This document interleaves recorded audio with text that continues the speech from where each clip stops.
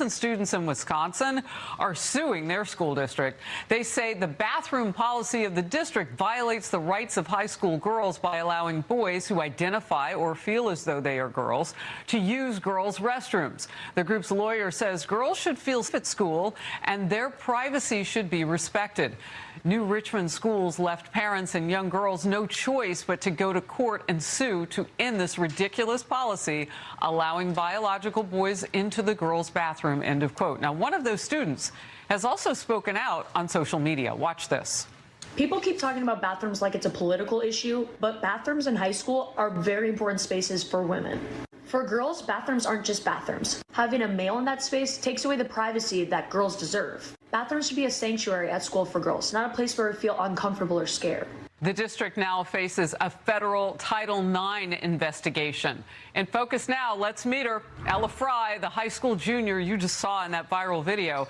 And Corey Brewer is the deputy counsel for the Wisconsin Institute for Law and Liberty. Ella and Corey, welcome in focus. Ella, I want to start with you. You got very specific about, what privacy means for young women in those spaces. Why did you feel like you need to do that, and what has the response been?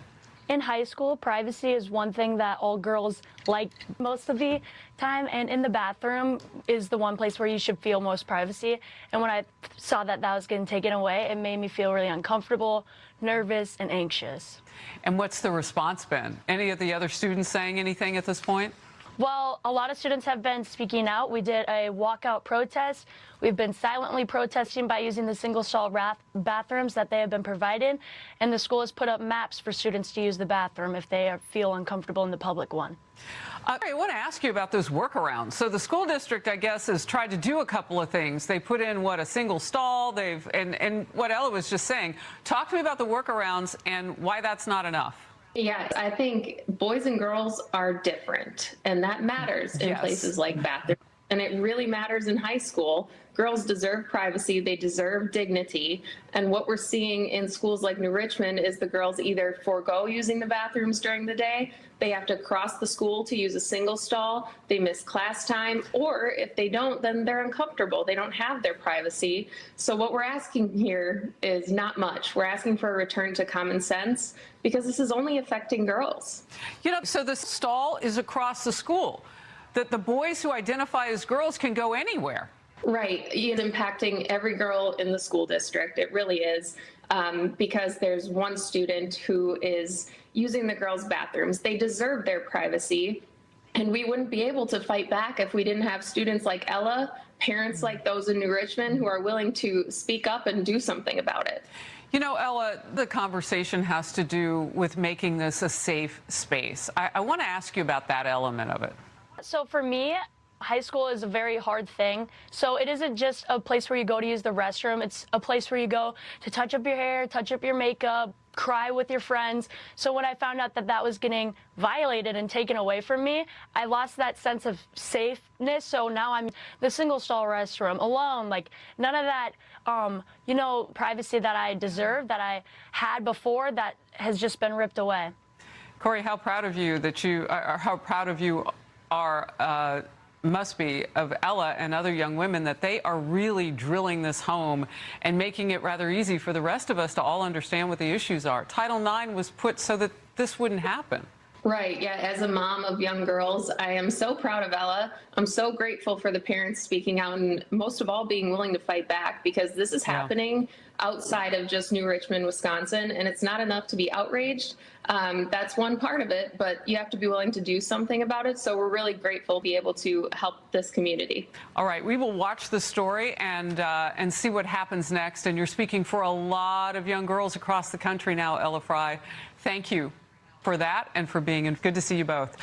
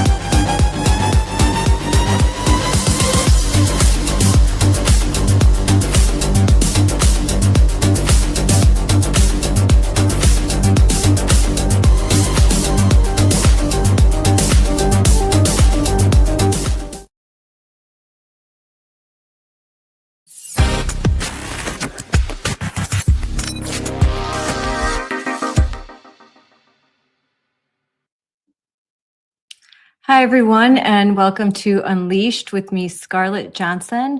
And today we have a really special topic to discuss, something that is very important to me. We're going to discuss privacy and saving girls' bathrooms. I know we've talked about saving girls' sports, but there is something happening in school districts all across the country. There are bathroom policies that allow males who identify as females to use the girls' private spaces, their bathrooms, their shower rooms, their locker rooms. Essentially, there is this double standard where boys have their own private space, but girls do not. Girls are forced to share bathrooms with boys, or sometimes, as in the case of New Richmond, they're forced to suffer the humiliation of going to the office, the nurse's office, or the district office, and get permission to use a single stall bathroom. A bathroom like could be referred to as a janitorial bathroom or the nurse's bathroom, a custodial bathroom. And then they have to grab the key and go use this bathroom.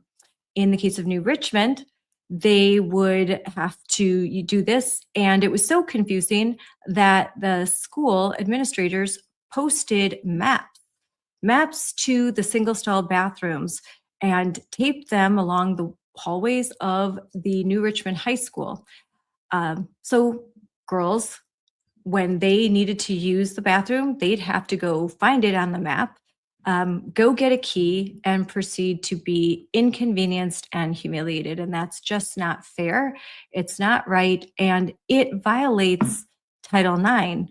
And I'm not the only one who thinks so, because I'm going to bring on guests, my friends, and amazing lawyers with the Wisconsin Institute for Law and Liberty. Attorneys Dan Lennington and Corey Brewer are here to talk about an exciting development, in this case in New Richmond. So I'm going to bring them both on right now. Hi, guys. So great to have you on. Hello. So I kind of gave a little summary, and so we can jump right in.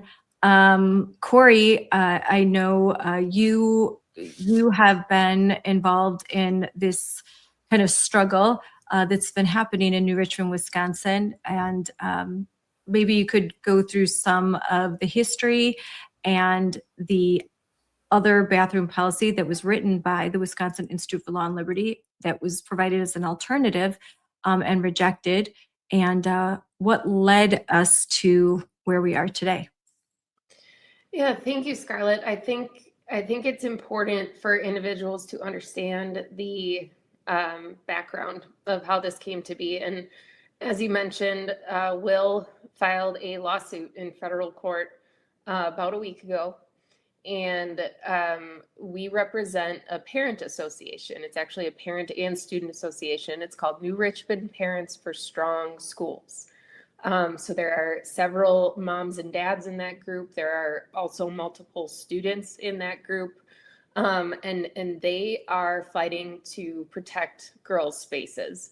And we make several claims in our lawsuit, but I think one of the most important issues is that we believe the policy in place at the New Richmond High School, New Richmond School District, but this is really happening in the high school, it violates Title IX. It is violating the rights of girls. We even allege that it is sexual harassment against the girls, because this is unwelcome sexual conduct that they have not consented to. And in fact, they've complained to an administration about. We've heard from a number of parents, both in the association and not. Parents have reached out to us and said, my daughter is uncomfortable. My daughter complained about this, or maybe I called and complained about this. And district administration just said, well, there's nothing we can do. This is the policy. If your daughter wants to use a different bathroom, there are single stall bathrooms for her to use. And as we're seeing, this doesn't impact boys in the school. It just doesn't. It is only affecting the girls. It is a policy that only applies to the girls. And they are, I'm sure you've heard some of this too, they are either foregoing using the bathroom during the school day, which is obviously not healthy. They are crossing the school to use the single stall bathrooms for privacy. And sometimes they have to miss lunch or they have to miss class, and they shouldn't have to do that. Or if they want to keep using the girls' bathrooms, then they're anxious, they're uncomfortable, they don't like it, and it's in our complaint that the male student who is identifying as transgender and using the girls' bathrooms is an upperclassman, and a lot of the younger girls, especially, they're really uncomfortable with him being in there. This is not something that young girls should have to deal with, and any parent, I think, doesn't want that for their children when they send them to school. No, it's not, and it was really unfair. And I think that there's one, I've talked about this a lot, where one of the girls who's 15, she and her friend went, they were actual victims. They walked into the bathroom and this male was there, and they were immediately very uncomfortable, and they turned around and walked out. They were surprised, they didn't expect this. And when they went to talk to the administrators at New Richmond, they were told that, well, girls, this is just the policy, and we have to do this or we'll get sued. And this is just the kind thing to do. This is what we should do. Don't you want to be inclusive? Like, don't you want to be nice? And one of the girls said, and I quote, like, "This sucks. Why do we have to feel uncomfortable? Why is the burden on us? This is the girls' bathroom. Why can't the boy, why can't he go use a single stall bathroom?" And there was no real answer for that. They were just told, this is the way it is, kind of suck it up. If you don't like it, you can use a single stall. And I went through that process. And that was the attitude of the administration, the school board, at school board meetings, same thing. But Dan, the school board was presented with an alternative, were they not? That it didn't have to be this way. Yes, they could have voted. I think it was in March or February to basically change the policy. There was a motion presented by one of the school board members. It was voted down. So they did have the chance to change this policy. And as you say, that the interesting thing with this, the transgender moment that seems to be passing, is that it only really works if third persons are changing their behavior. Mm-hmm. The transgender ideology only works when girls and other people are forced to go along with the fiction that a boy is a girl. And it's not just in bathrooms. We've had cases before, and won a case involving Jordan Cernak, a teacher who was forced to use the names and pronouns of a student that he disagreed with their presentation of their quote gender, and that's compelled speech. And so the problem with transgenderism is that, not that these people can't live the way that they want to live, but that they're forcing other people to change their behaviors, change their speech, and in many cases put their own bodily privacy and safety at risk, as we see with sports. And those cases are pending at the U.S. Supreme Court right now, where West Virginia and Idaho have banned biological boys, so boys, from participating in sports. And there are, in those cases, involve cross-country runners who are boys that are just beating girls all the time in girls cross-country. But there are, but we've heard stories in Wisconsin about boys playing in girls lacrosse games, which is a I don't want to play lacrosse.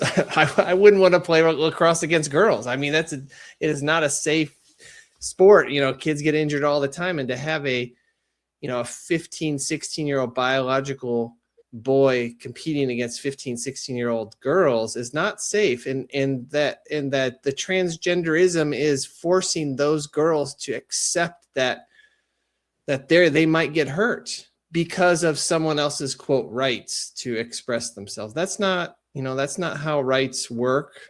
You don't get to force other people to say things or believe things, or to believe that you are something other than you actually are. And that's really where the rubber meets the road. I was listening to Ella, who was on Fox News with Corey, and I got 4 boys. I went to high school. I know what boys do in bathrooms. And one of the things she said that was really interesting to me that I never thought about is the social aspect of what goes on in a girls' high school bathroom. And she said things like, we put on makeup and we laugh and we cry and we comfort each other and we deal with this, maybe we've had a hard day. And I'll tell you, that does not go on in boys' bathrooms. Yes. Because boys and girls are different. But she said that has been that space where we go, to feel safe and to feel like girls and to comfort each other. That's been taken away from us. Like, that's been destroyed.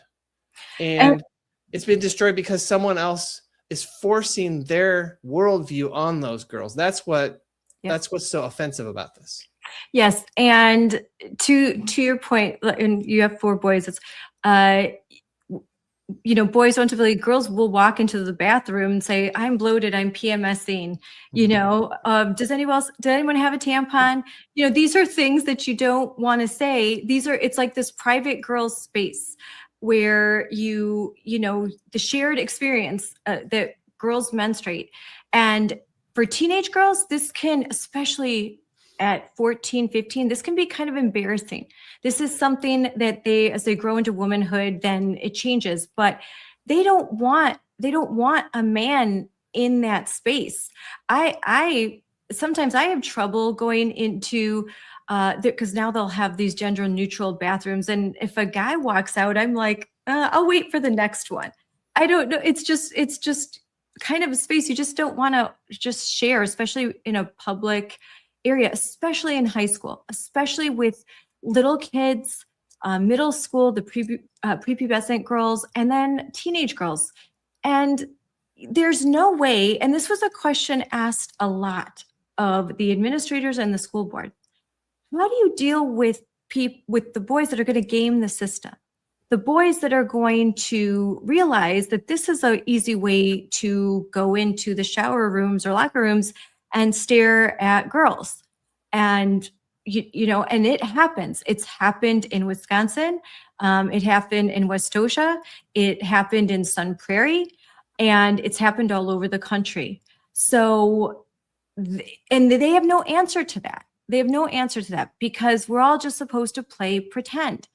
But the gig is up when parents and girls say, no, I'm not going to pretend. You cannot force me to participate in this lie, especially when my dignity, my privacy, and possibly my safety and well-being are at stake.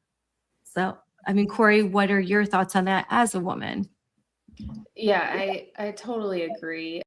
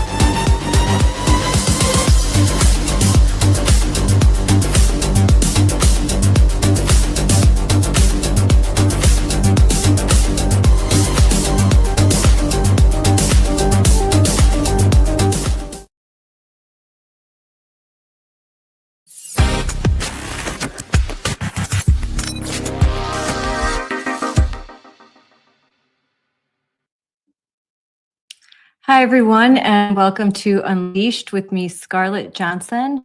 And today we have a really special topic to discuss, something that is very important to me. We're going to discuss privacy and saving girls' bathrooms. I know we've talked about saving girls' sports, but there is something happening in school districts all across the country.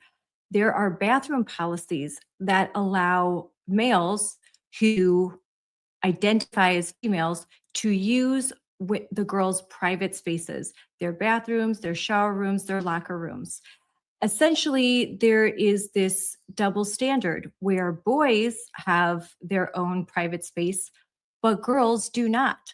Girls are forced to share bathrooms with boys, or sometimes, as in the case of New Richmond, they're forced to suffer the humiliation of going to the office, the nurse's office, or the district office, and get permission to use a single stall bathroom.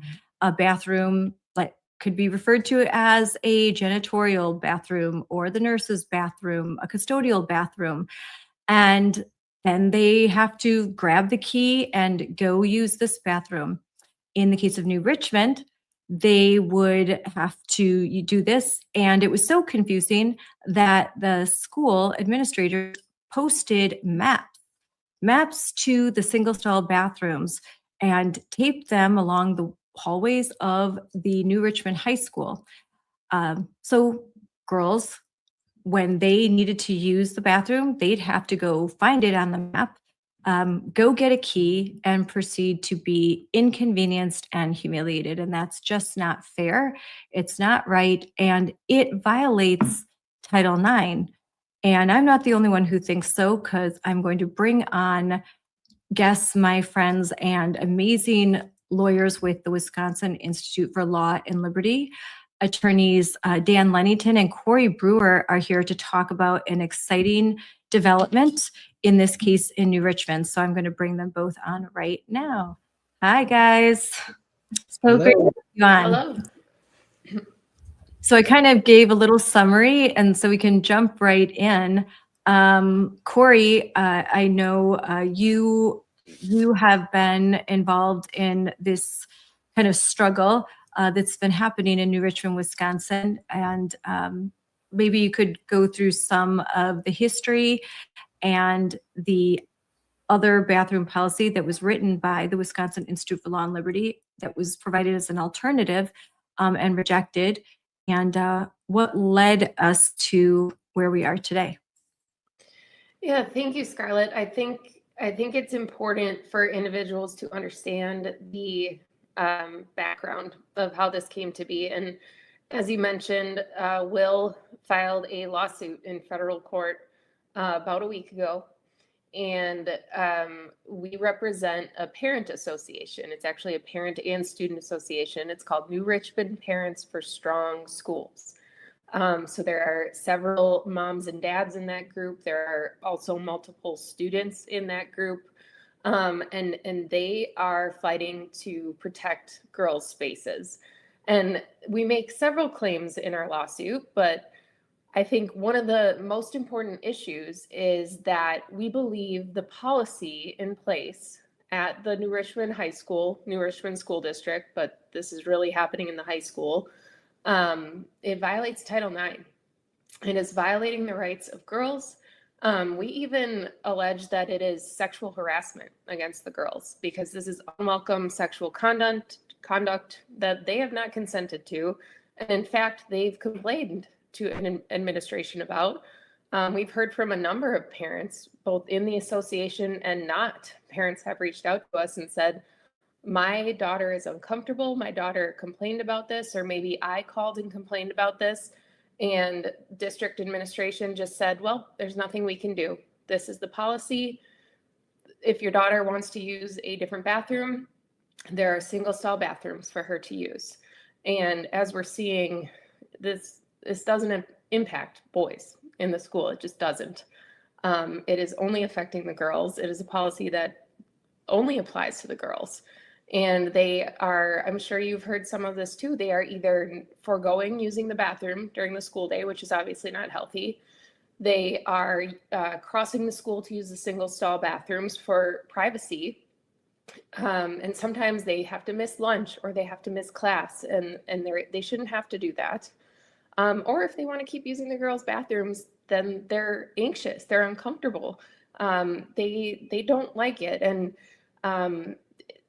it's in our complaint that the male student who is identifying as transgender and using the girls' bathrooms is an upperclassman, and a lot of the younger girls, especially, they're really comfortable with him being in there. This is not something that young girls should have to deal with, and any parent, I think, doesn't want that for their children when they send them to school. No, it's not, and it was really unfair. And I think that there's one, I've talked about this a lot, where one of the girls who's 15, she and her friend went, they were actual victims. They walked into the bathroom and this male was there, and they were immediately very uncomfortable, and they turned around and walked out. They were surprised. They didn't expect this. And when they went to talk to the administrators at New Richmond, they were told that, well, girls, this is just the policy, and we have to do this or we'll get sued. And this is just the kind thing to do. This is what we should do. Don't you want to be inclusive? Like, don't you want to be nice? And one of the girls said, and I quote, like, "This sucks. Why do we have to feel uncomfortable? Why is the burden on us? This is the girls' bathroom. Why can't the boy, why can't he go use a single stall bathroom?" And there was no real answer for that. They were just told, this is the way it is, kind of suck it up. If you don't like it, you can use a single stall. And I went through that process.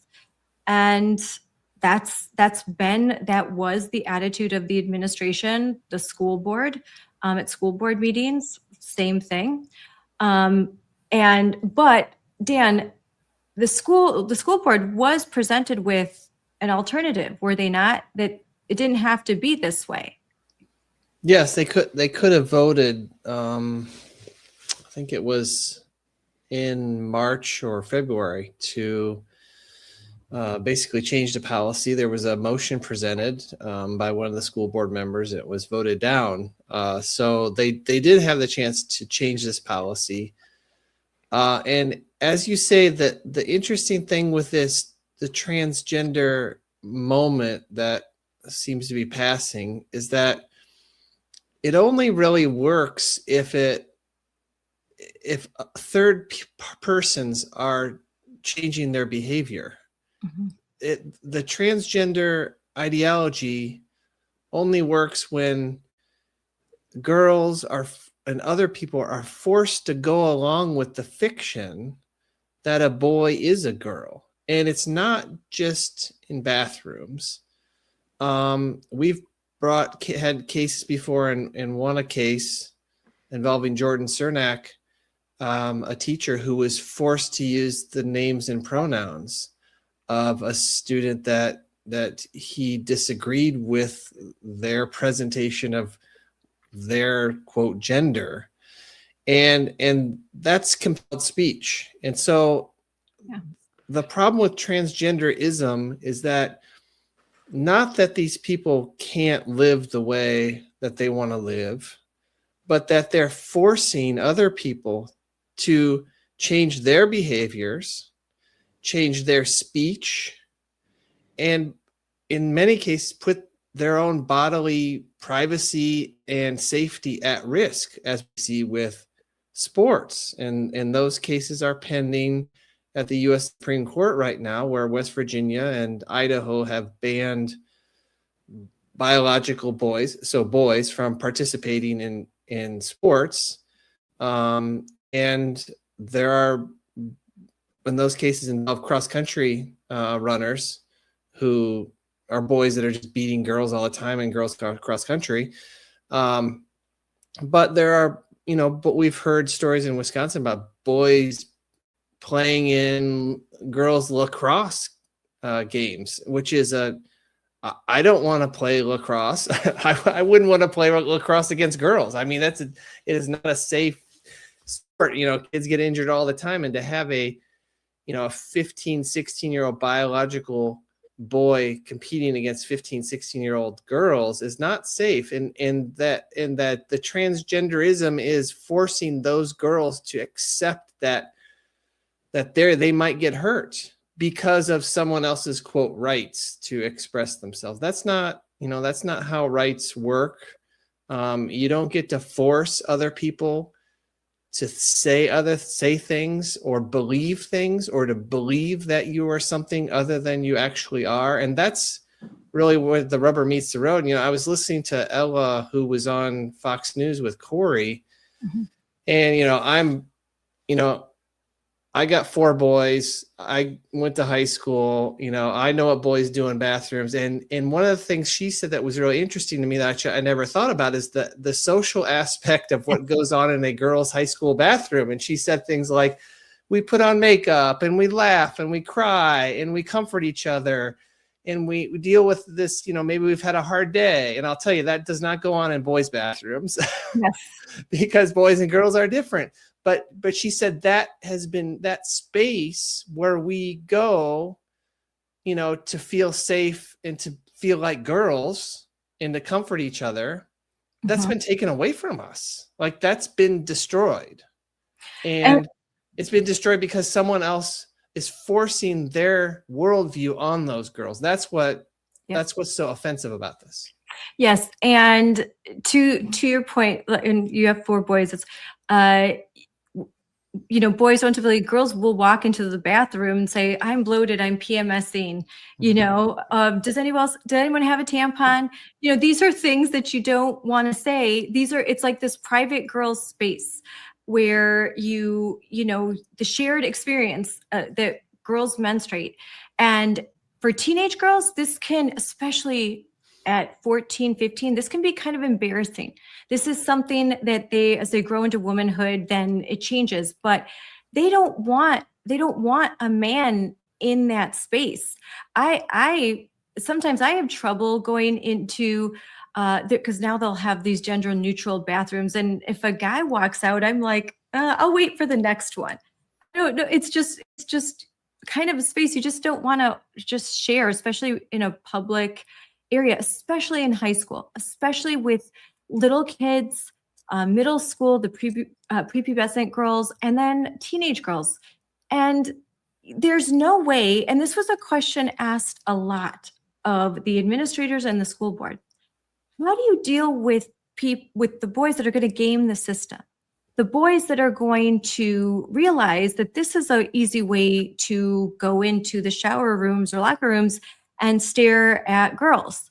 And, and it happens. It's happened in Wisconsin. It happened in Westosha. It happened in Sun Prairie. And it's happened all over the country.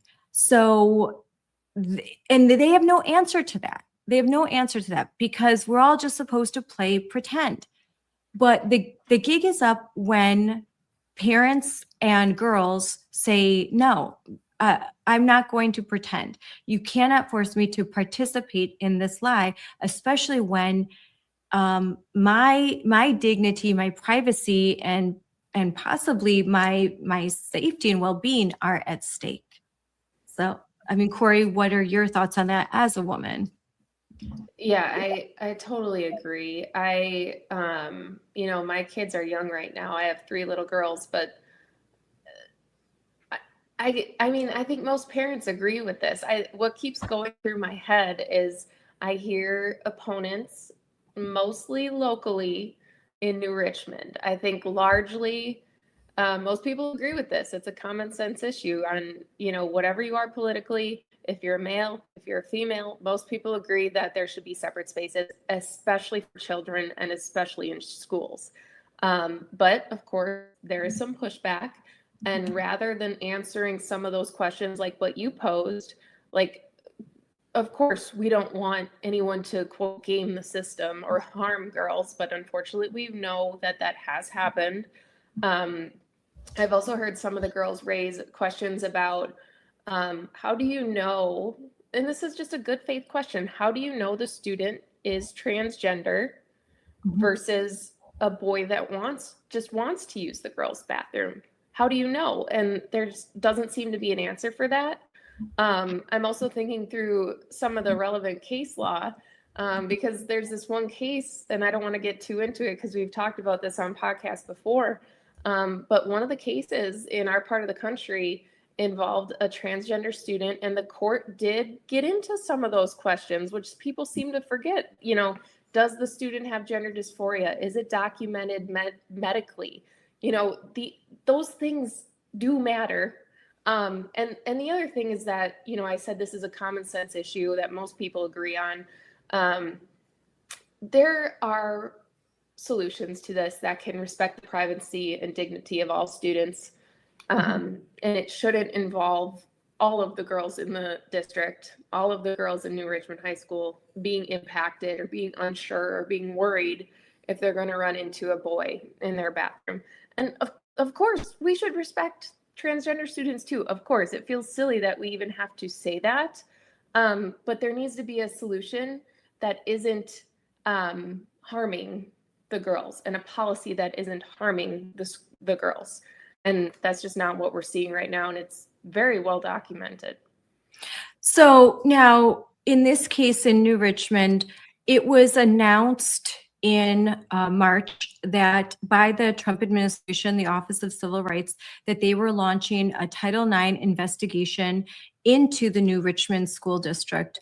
There were complaints filed, and frankly, this story went completely viral. And I know I had a hand in some of that. And the reason why it went viral is because we had so many parents that showed up to some school board meetings, hundreds of parents, and their speeches were recorded and put on the news and social media. And in particular, the speeches of Ella and other girls her age that had the courage to stand up and speak to their school board.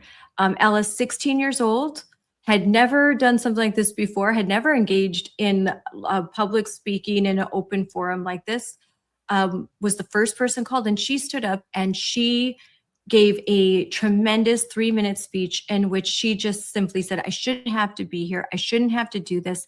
I don't feel safe. I've told you I don't feel comfortable. There's a solution, and the solution doesn't involve having this boy in my private space. I'm worried what's going to happen next. I'm worried that the next thing you know, there's going to be boys in my locker room or playing on my athletic teams. And I want this to stop. And I think the only way it can stop is if I stand up, and I'm going to represent all these other younger girls that are too afraid to stand before you and say exactly what I just said. And her speech, her authenticity just shone right through. This, again, went viral. We called her Wisconsin's Riley Gaines. And her tenacity and willingness to keep speaking, even though she keeps, social media is not necessarily nice to folks that stand up against this, but she and her mom continued to speak out. And that got the attention of a lot of people. And so this Title IX investigation was launched. How is this different from what the announcement that was made this week about the lawsuit? What is different about that? And I read through the complaint. It was, a very detailed, lengthy complaint. For those who don't understand, why the two things? Why are both happening at the same time? Yeah, I can sort of explain that. There's two processes involved here. One is a investigation by the Trump administration. So the New Richmond School District receives federal money, and the U.S. Department of Education gives them that money, and they say, if you're going to take our money, there are certain things you have to do.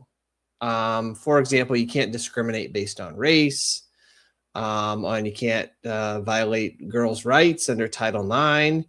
And we as the federal government have the right to investigate you and potentially take away the money that we give you if you are violating people's rights. And that's an administrative process that's run by government investigators who make a finding that there's been discrimination, and then the agency, the U.S. Department of Education, can then penalize the district. They could take away their federal money. They could file their own lawsuit against them. They could seek some sort of injunctive relief or have a letter of understanding where the school district agrees to change their policies. That is a administrative investigation that's handled by government people who work for the U.S. Department of Education. It's outside of the court system. We filed a federal lawsuit in the U.S. Federal District Court in Madison. That is a case brought by our parent association, which includes students and moms and dads. And we filed it in front of a federal judge. And the federal judge can do different things that the agencies can do. The federal judge can order the district to change their policy. They can order the district to pay us money and attorney's fees. And so that is a process that happens in federal court in front of a federal judge rather than an investigation that happens at the agency. So those are two different things. It's important in this sort of Trump era, though, we've discovered that we need to go to court more because the court process can work faster and it can be more definitive. One of the things that the Trump administration did that I've been critical of online is that they decided they wanted to shut down the U.S. Department of Education. And when they decided they wanted to shut down the U.S. Department of Education and cut funding and disperse all the employees to other agencies, they also cut the staff at the Office of Civil Rights, which is the exact section of the U.S. Department of Education that does these investigations. And so, for example, in the Westosha case, in the Sun Prairie case, we haven't heard anything. We can't get anybody to respond to us. We can't get anybody to even respond to an email because so many people have left the U.S. Department of Education and or been fired or laid off that there's no one left to, answer the emails or actually run these investigations. And so we need to start going to court more, which means we need plaintiffs who have actually been injured and who can assert constitutional claims, and then get federal judges to make rulings because, although the conservatives have said since the 1980s, we want to get rid of the Department of Education. That's great. The government's too big and it does too much, right? But you have to remember there are certain offices within the federal government that do things that we do like. And that do protect our rights, and the Office of Civil Rights and the U.S. Department of Justice Civil Rights Division, and a lot of these agencies have watchdogs within them that are designed to help people like parents and people like taxpayers who are having real problems. And so it's all well and good to cut the government, but you should probably do that with a scalpel instead of a meat cleaver. So that's why we brought this in federal court.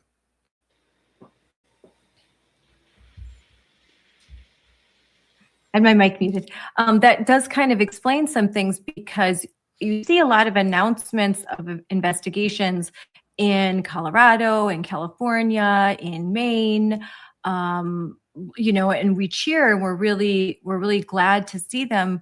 But then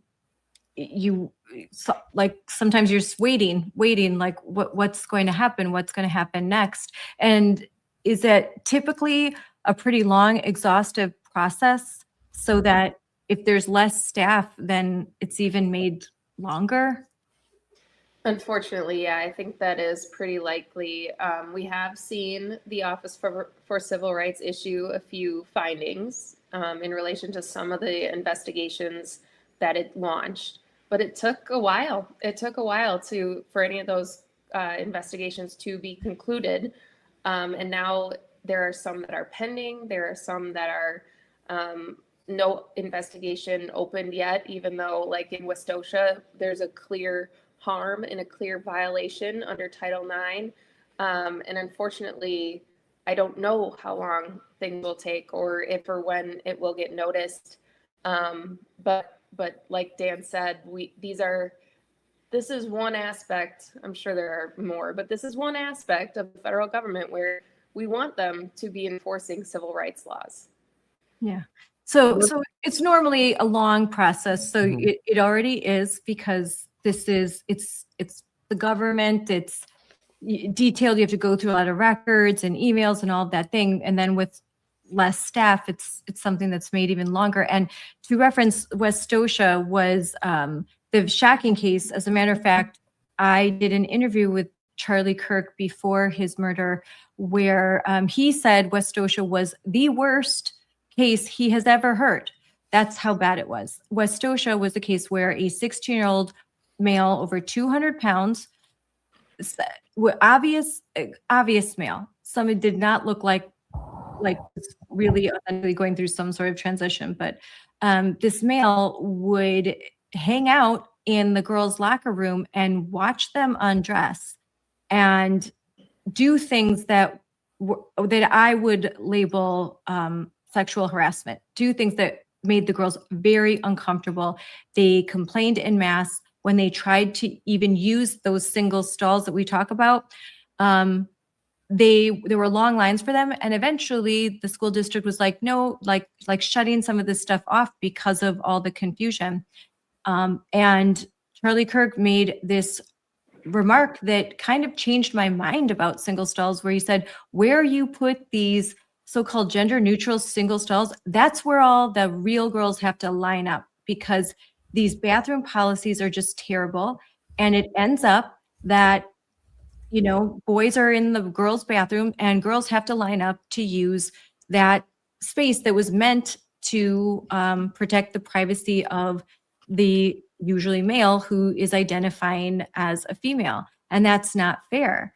But so Westosha was a very extreme case.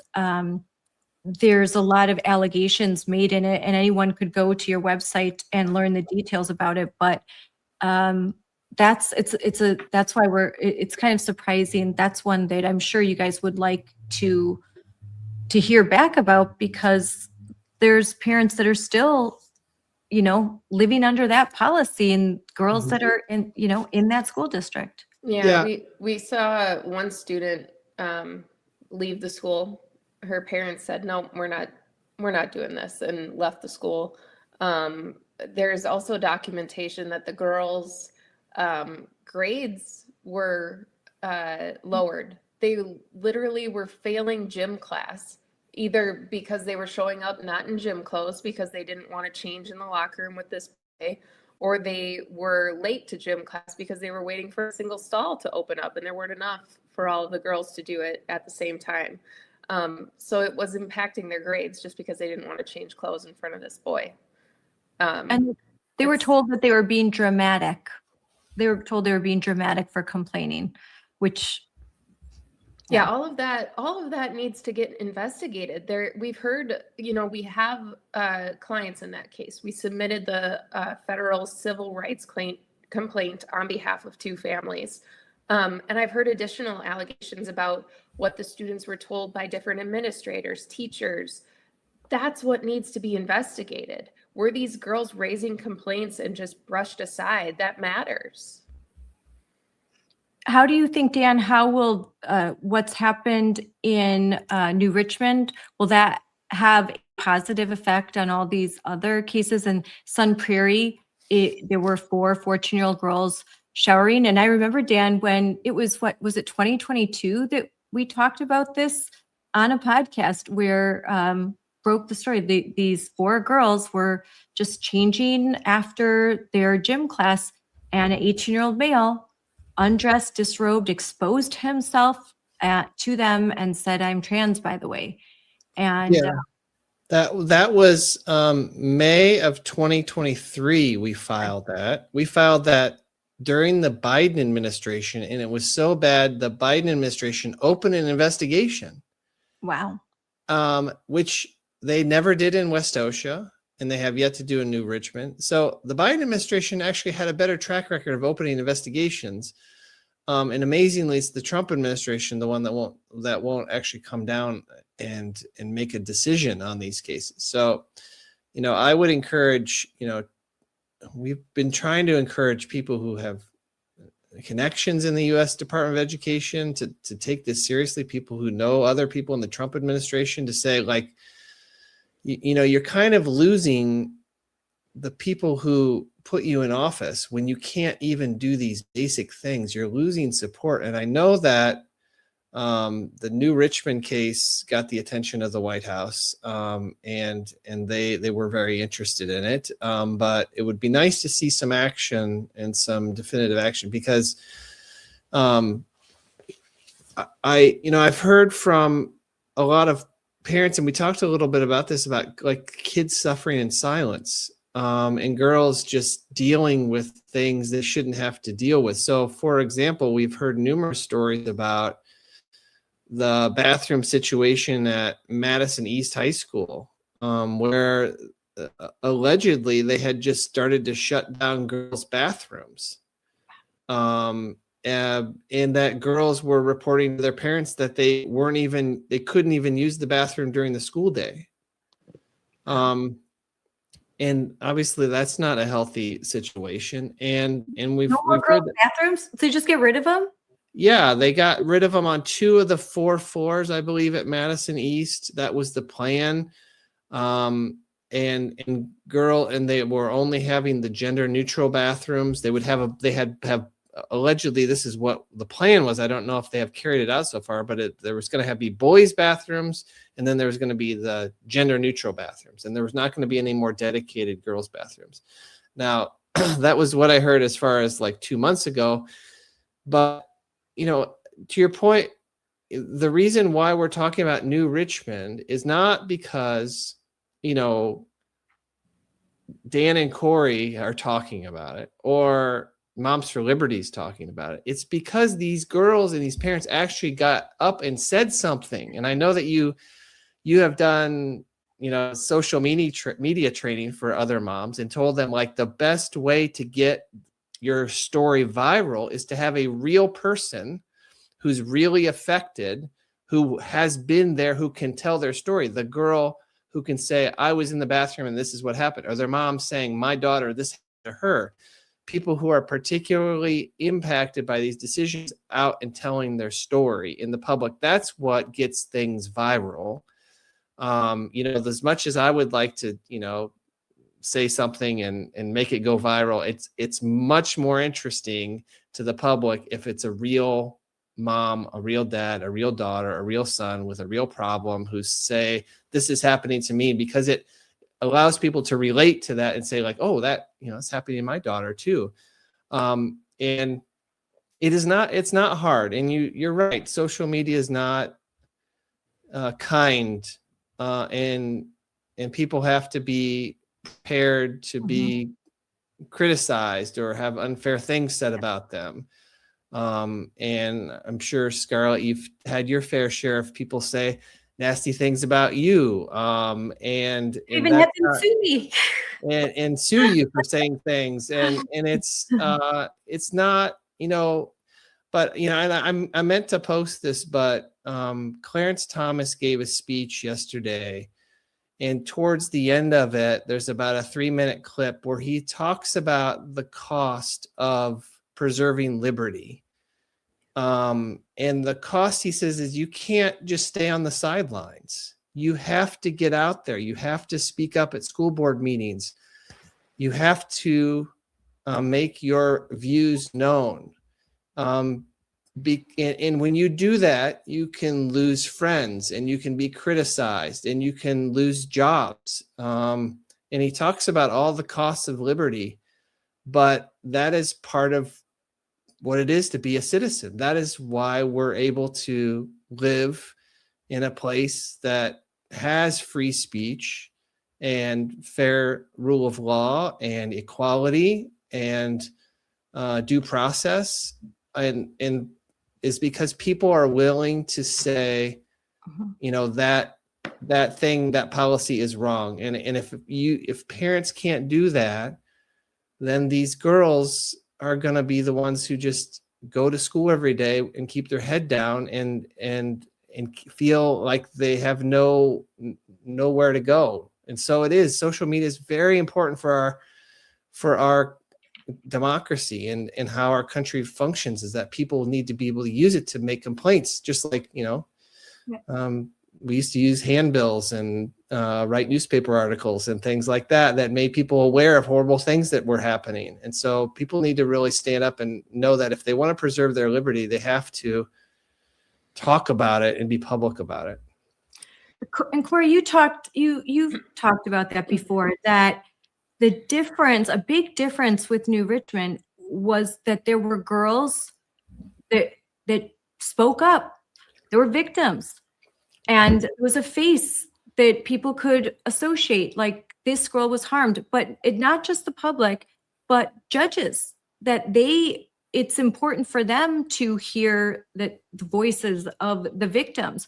And that when there are students and parents supporting them that are willing to speak up, it makes a whole lot of difference. I think a lot of different parents, even some from West Osha, reached out to me and said, "Hey, what gives? Why did this happen?" And I said, to be honest, first of all, these parents, the organization, everything, we've learned a lot over the years, but the big difference was girls spoke up. Girls stood up. Girls and boys led a protest out of the school, holding signs. They made their voice heard. And the parents, a lot of times parents will even say to their kids, like, "Oh, you don't want to risk that scholarship, or you don't want to risk that someone won't like you." Parents, that's not great advice, in my opinion, to give to your kids when they're in a situation like this. You're teaching them very early on that when things get really hard and their rights are violated, they should just take it, and they should be quiet and let that abuse happen. And that's the wrong message to send to young teens. Instead, I think it's better to say, you need to fight. You need to fight for what's good and true and beautiful. This country depends on people like you fighting, and I got your back, and I'm gonna make sure that no harm comes to you. But I want you to stand up and fight. I think that's the better message to give to our daughters if they are in these situations. Yeah, I completely agree. And, to your point about the legal aspect, that is absolutely true. Of course, speaking out publicly will garner more attention. But the courts do they look at the whole record and look at who's impacted, what are people saying, what concerns were raised, how were the concerns handled. And in a recent Seventh Circuit case, the court explicitly noted where a transgender student wanted to use the bathroom that didn't align with her biological sex. They said, well, we have nothing in the record that anyone else is bothered by this or impacted by this, so we can't consider that as we make our decision. I think we have a different story here. We do. And I was actually recently asked by a reporter, why New Richmond? There's plenty of policies like these. Why New Richmond? And I half wanted to say, well, did you read the complaint? Have you been following social media? We have documented instances of girls raising their concerns and the administration telling them, it's our policy, we're not changing it. Nope, you don't get privacy in your bathrooms. Too bad. If you feel uncomfortable, then use the single stall. If you're late for class, we'll give you we'll excuse the tardy. Well, they shouldn't have to miss class. So we have this documented record. I think even more will come out as this litigation proceeds. And I do hope, to your other point, that this encourages others around the country, whether it's parents, whether it's students, to speak up, to have the courage. And I think it was important how the girls did it at the school board meeting, in the media. They said, look, I'm a high school kid. I deserve privacy in the bathroom. I don't want to be anxious. They did it respectfully and in an honest way, a Yes. real way to show that this is a real harm. I'm a kid. I go to school. I have to use the bathroom. I don't want somebody of the other sex in there. That's okay to say. It's okay to say. And I think others should be encouraged to speak out and speak against any policies like what we're seeing in New Richmond and fight for our kids. Yeah. I think the way that they handled it, that there were parents that spoke up, and they they sent emails, they kept copies, they when they told their daughters, do not use, it's okay, don't use that bathroom, request, go use the single stall. And when that happens, make sure that you send me a text and let me know that this happened. Like, they kept a track, they kept a paper trail. They were respectful in everything that they did.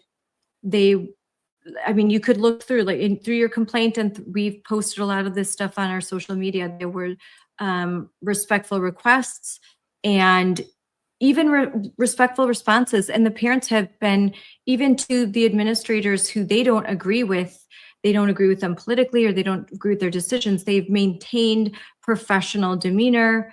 And they, while I could say on the other side, there's been a lot more vitriol and unkindness.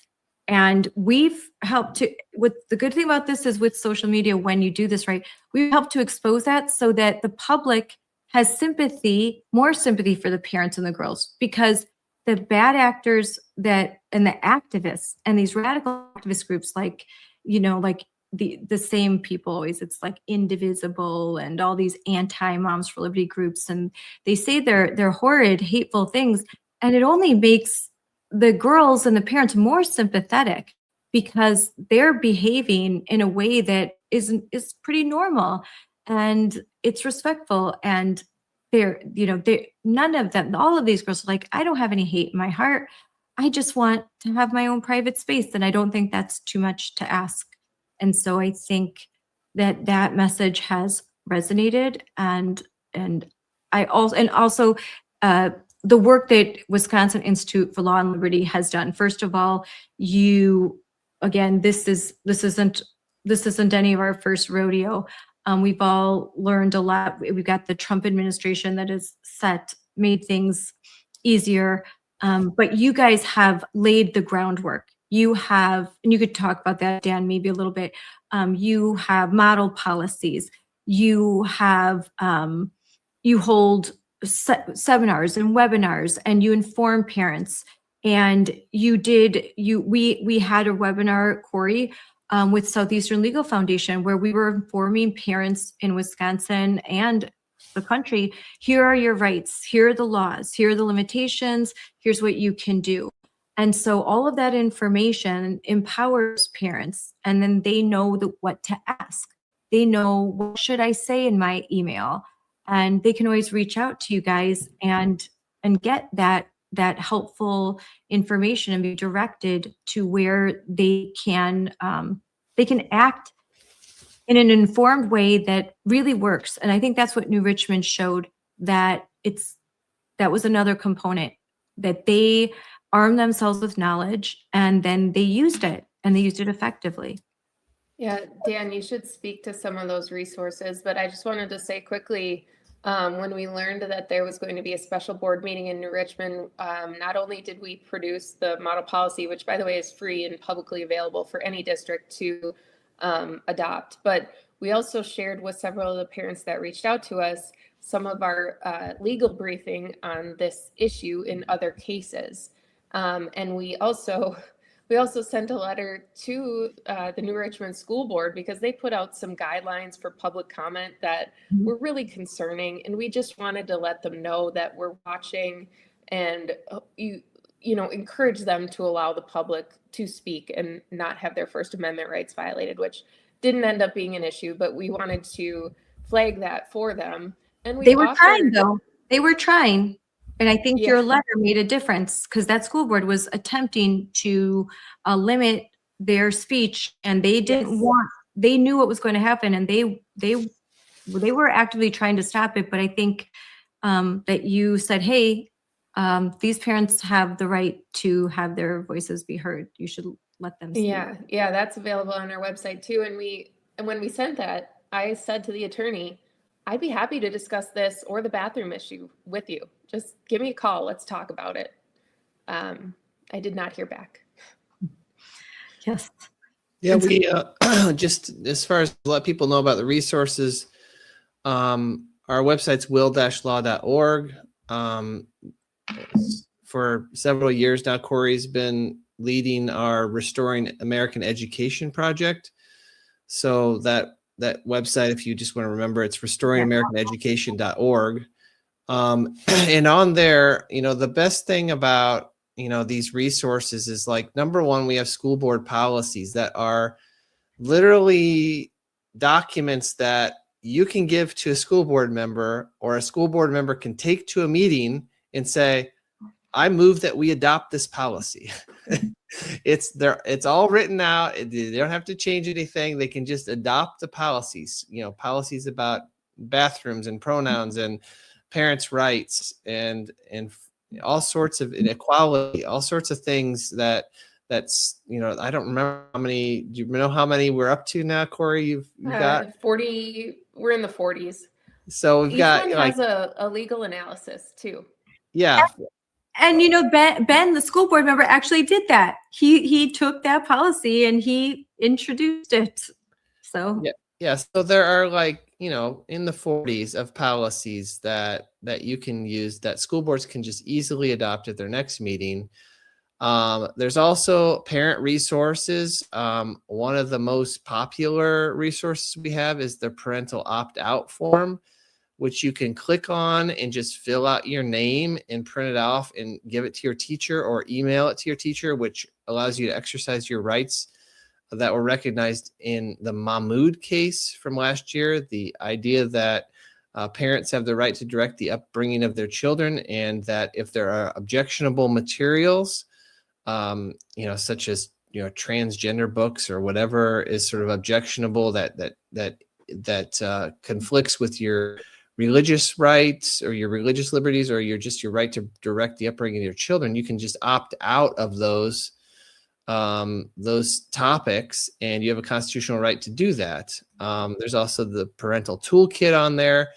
And then also we've got, the school scorecard, which I use all the time and is great for social media. And we actually will be updating how this looks in the next couple of months. But the school scorecard is the thing where you can select your school district, and it will show the math and English proficiency scores. It'll show average ACT scores, show, dangerous behaviors, show your graduation rates, show how much money is being spent per student, which most people are very shocked about how much money is being spent per student. And then recently we just put out our calculator about what would happen if to your property taxes if Act 10 is repealed, if we keep this ridiculous 400-year veto that Tony Evers used, and also if the plaintiffs win what we call the school funding lawsuit, which is a lawsuit that's pending right now, basically aimed at getting rid of school choice and aimed at driving up everybody's property taxes, so that there could be basically a constitutional right to unlimited school funding. I guess they want every student to be funded at a level of $30,000 or $40,000 a year, or whatever ridiculous amount of money they want to spend. So all these resources are available on our website, and you can post them on your social media. You can use these to create your own content, which to talk about what's going on in your school district. So people need to get this information out there and use it to protect their rights and protect their pocketbooks and make their school districts better. And Corey, if you're a school board member and you're in our area, Wisconsin, you're going to have an event coming up very soon. Yes, thank you. Next Friday, April 24th in Wauwatosa, which is just on west my of calendar, Milwaukee. signed up today. Yes. Yes, it will be our third annual school board summit. We're very excited. We have a full lineup, everything from teacher speech to technology in the classroom. How are schools using it? Should they be using it? You know, the big conversation last year was around cell phones. Now it's like, okay, but what about Yeah, these Chromebooks and all this yeah, software? Is it actually helping the kids or is it hurting them? Media tips for school board members. We are going to have a teacher panel, all kinds of annual Will K-12 legal update, and our keynote is actually Dr. Cade Brumley from Louisiana. So we're excited to welcome him and hear about some of the reforms that he's been able to get across the finish line in Louisiana to support kids and support teachers, and see what local school board members here can draw from that to take to their districts. yeah. We'll have breakfast, we'll have lunch. We're going to have some exclusive resources for everybody that comes. Registrants are going to be invited to a happy hour the evening before, so it should be a really good event. Yes, I really enjoyed it. I sat at a table where I sat next to some school board members who were like, "Oh, so you're Scarlett Johnson," and wasn't by the end they were like, I had the number. They were like, "You're nothing like I thought you would be," because when talking, that really it all comes down to we just want what's best for our kids, and we want them to have a good education, and that's exactly what is missing. It's a missing component when I thought, I don't know if you guys all saw this, but over last weekend, some Democrats like Josh Shapiro and Rahm Emanuel got together, and I thought it very interesting when Rahm Emanuel said to Hakeem Jeffries that this DEI stuff's got to go. Like, so focused on bathrooms and all this stuff that the kids' scores are plummeting. And Hakeem Jeffries said, "Well, we can do both." And Rahm Emanuel said, "No, you can't. Look at the numbers. You can't. You're not doing both. You know, we need to. This isn't good for the kids. It's not a great for our publicity." And I would hope that there are more, that we just don't look at this politically and we look at it in a common sense manner. That it's silly and ridiculous that you have to file a lawsuit for parents to protect their daughters from a boy that identifies as a girl that wants to use their space and is potentially sort of harassing them. That's ridiculous that this has to happen, but this is where we're at. It's ridiculous that we have to have the Trump administration and please, like, ask them, please look into what's happening in Wisconsin and throughout the country, because it's very real what's happening. And it's just such a distraction from really important issues like our kids' reading proficiency. As a country and as a state is below 50%. They are not reading at grade level. They can't do math at grade level. That we've become diploma mills. Instead, we graduate kids, but they don't actually have the skills that they need to thrive and become high functioning adults, make a good wage, go to college. Like, this is such a disservice, and we spend a great deal of money on education and they just want more. And with May Day, I don't know if this May Day thing that's coming up May 1st, you've got teachers unions so focused on calling in sick so that they could go protest in the streets. That's their singular focus. And they're not focused on the fact that in Wisconsin, Black children in Milwaukee, only 4 or 5% can read at grade level. They're not concerned about that. They're concerned about shutting down, kids losing a day of school, and they could go protest with the trans signs, with the whatever signs, all the things, all the political activism. And it's just a shame. Yeah, it's I think what, one of the main points you're bringing up here is that people need to really just focus on principles, not politics, because these political parties are always going to let you down. Republicans, Democrats are always going to let you down. And you know what? They're going to shift their positions and change their positions. So it's important for people to focus only what are the issues that are important to them, not what their party wants to do. But yeah, we have, I think, we have got one of the most significant. We have the most significant racial achievement gaps in the whole country. We have, I think, the lowest incidence in the country of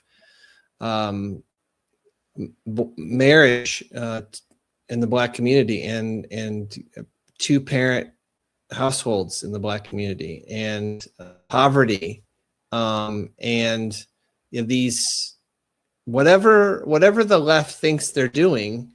They have been in control of Milwaukee education. They have been in control of Milwaukee politics, and we spend $26,000 per student in Milwaukee, and it keeps getting worse. And the achievement gap between Blacks and whites gets worse and worse every year.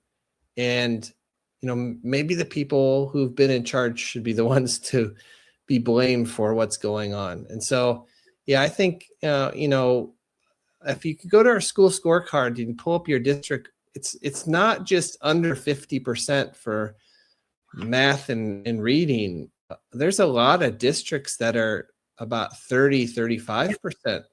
And it's gets worse and worse every year. And so you have to ask the teachers who are bent on going out and protest, like, what are we paying you for? And a lot of the times, the issue is not necessarily the teachers, but the growth of the administrative staff that keeps getting more and more bloated. And we have even that on our school scorecard. You can see, how many non-teaching positions there are and how those have been growing over time. So, our public schools those are government agencies, and like any government agency, they become bloated and inefficient. And so, people have to realize that when they vote in April for the school board, they can make real changes. So it is very non-surprising, but disappointing that teachers are gonna leave kids in school on May 1st so they can go protest for apparently more money,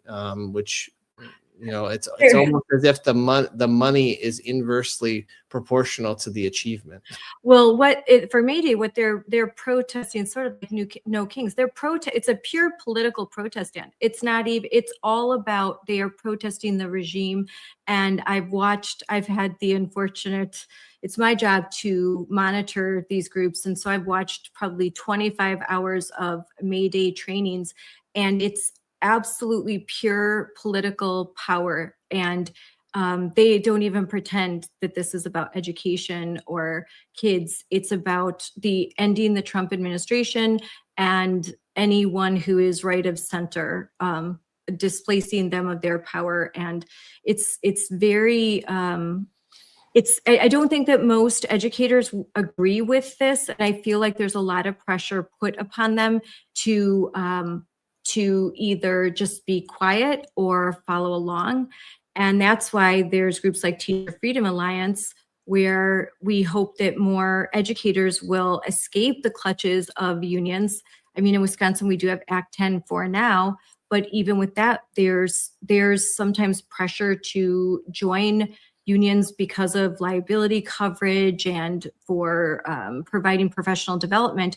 And that is solved by joining the Teacher Freedom Alliance, which is an organization that genuinely cares about the education of kids and wants to take politics out of education, and to end this monopoly of power that teachers unions have. And I think, will you guys be attending that they're going to have a big event as well? We will, yes. I'll be there. Yes, we've been there the last 2 or 3 years. It's a great event for teachers, directed at teachers. I think they're expanding it now to include content for school board members as well. But great group, lots of valuable content, and it's just really good for networking. Teachers can meet other teachers from across the country, learn about what Teacher Freedom Alliance has to offer. Yes, very good event. It'll be in Dallas this July.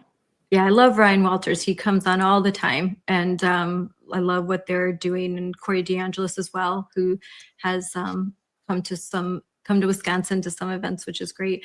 Andy, I wanted to talk a little bit because I saw on your social media, Will Flanders had posted that DPI was kind of up to their old tricks again. That's the Wisconsin Department of Instruction, which is our state education. While we were talking about these horrific numbers of kids that are reading at less than grade proficiency, we also have to remember, because the Wisconsin Institute for Law and Liberty has been monitoring the fact that the standards lower just a little bit every year. So these, even the percentage, when we say 50% of kids can read proficiently, and that's like a high number, that's not even true, because every year DPI keeps lowering the standards and changing the bar and Yes. like putting their thumb on the scale. And so in reality, the decline of education in Wisconsin and throughout the country, not just Wisconsin, these tactics they're the same. Every state where you've got, especially where you've got a Democrat governor, but this isn't exclusive to party. It's a lot of, even in Florida, Ron DeSantis, it's really difficult to overcome the bureaucracy of education, even when you've got a great governor like Ron DeSantis.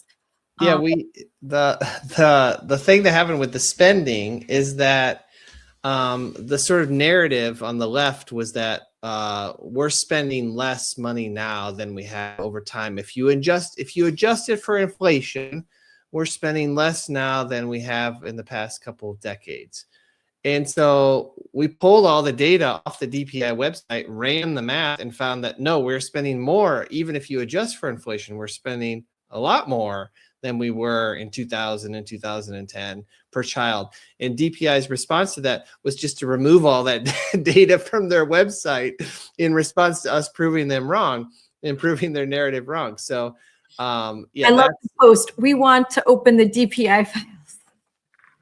Yeah, so DPI is up to their old tricks, and every year, so I think they're called the cut scores is what they have these, like Ford exam and these different standardized tests.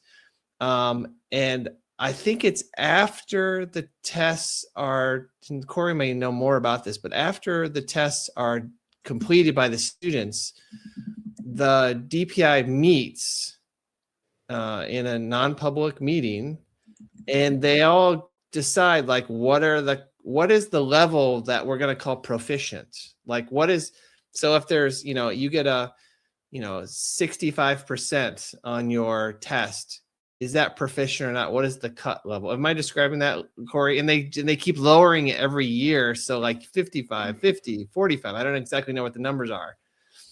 They recently met and lowered the standards. Yes. And, Dan, you were describing our Wisconsin school scorecard, which it's at knowmyschoolwi.com.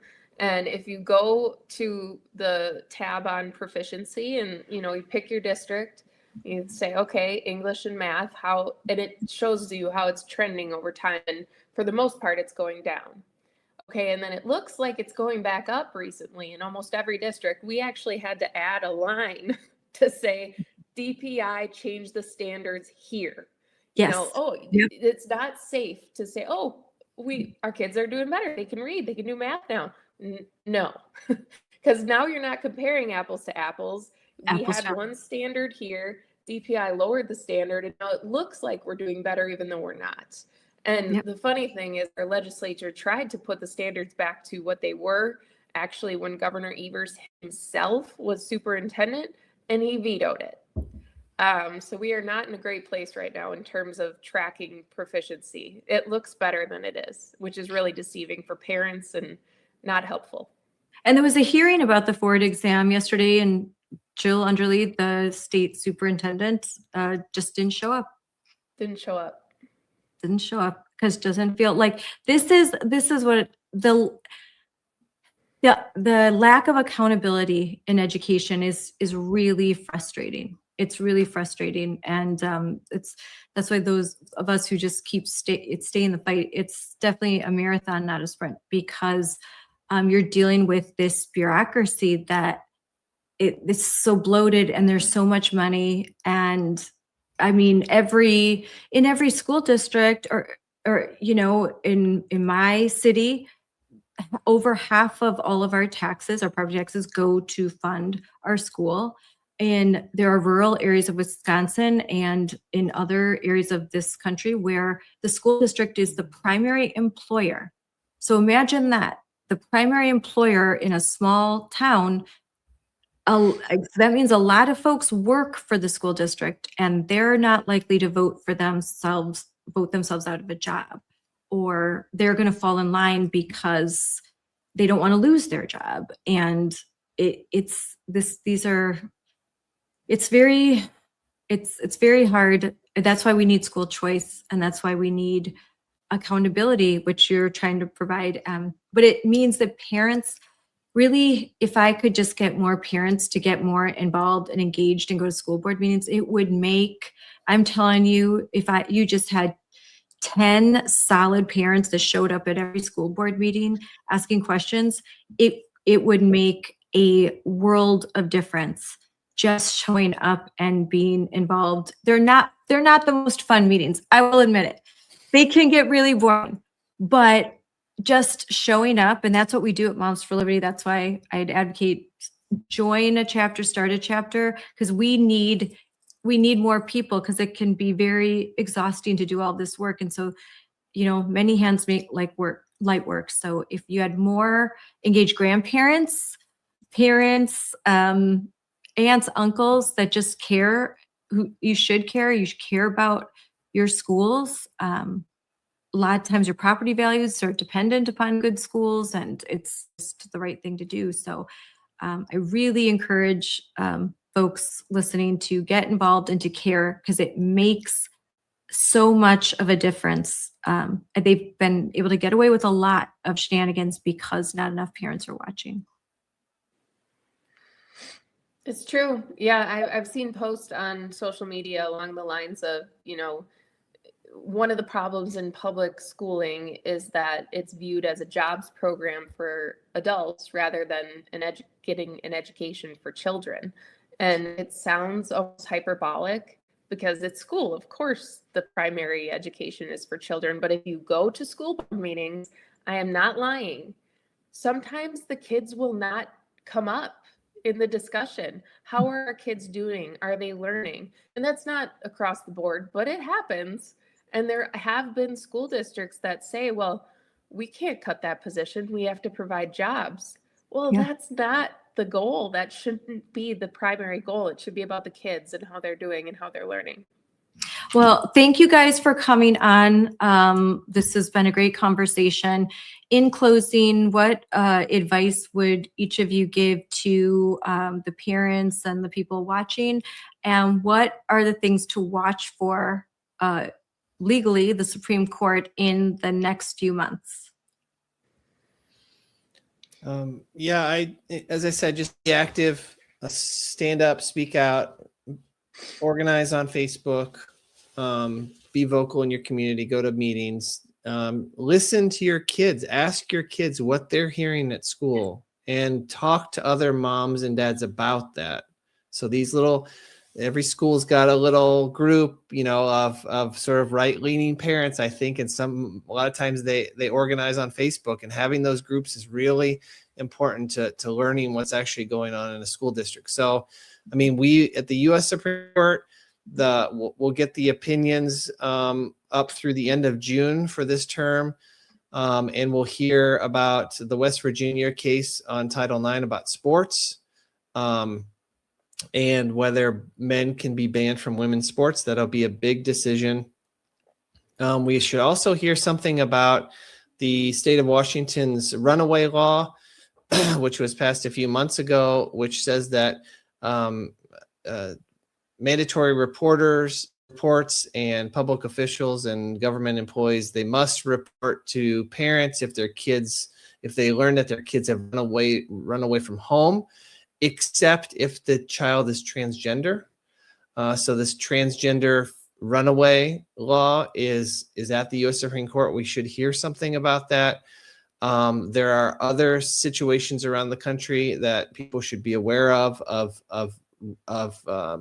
state officials, government officials, school districts, mental health, so-called mental health professionals, helping young girls run away from home. I think we're going to hear in the next year a lot more about runaways, and that is an epidemic that's going on right now. So kids, moms need to think about, asking their daughters about this issue and start talking about it now, because it's going to be more and more prevalent. So those are the things I would look out for, and also following, our new Richmond lawsuit, and other lawsuits that we have out there where parents have been abused by school districts.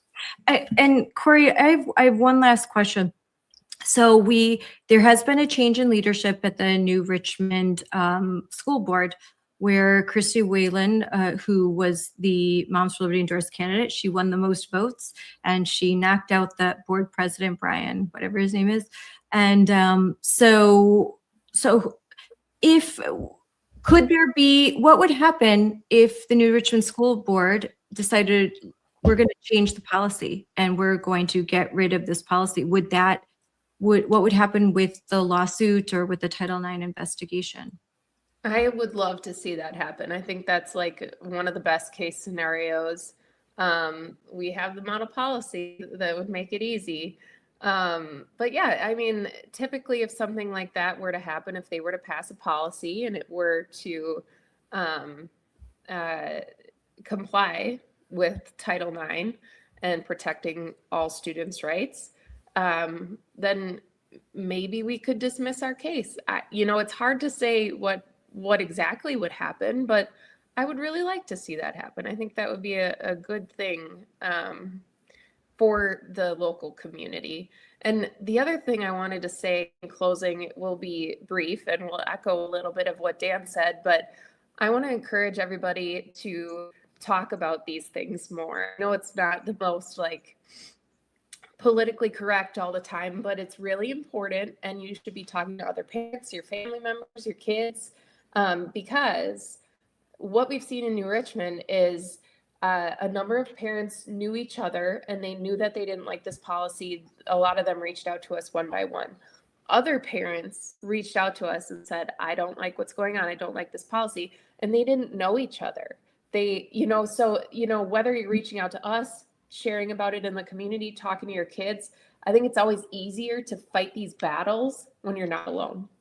Yes, so true. It's that community that those parents had each other's backs, and they delegated roles. When I was working with the parents in New Richmond, what I thought was so great is the way they were able to identify what they were good at and identify and take on roles and work together. And it just made everything work smoothly. And it's just, to me, I'm going to write about it. It's such a textbook. What I saw, there was such a great example for other communities to follow if you want to be successful. And they put up with a lot. But you know what? In closing, what I will say is talking to Ella's parents and to Ella, I talk to them a couple of times a day still. And I knew that it was getting a little bit hard. And after going on the Fox News program, Ella did so great. You both did so great. And that clips all over the place. Ella had some response from adults in the community who should know better. And so I put out a post just saying, hey, give a shout out to Ella. She's getting, the haters are coming after her. Let's show her some love. And 2 million engagement, liked by Elon Musk, reposted all over the place.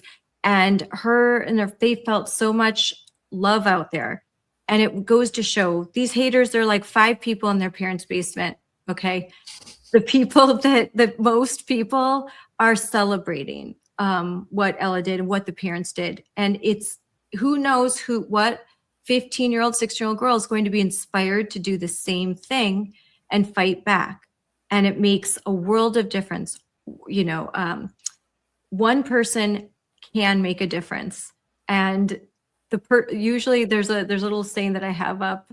The people that think that one person can make a difference are the ones who often do. And I firmly believe in the power of just a person who believes and just won't give up and will keep doing the right thing. So that's it. Yes, that's a great message.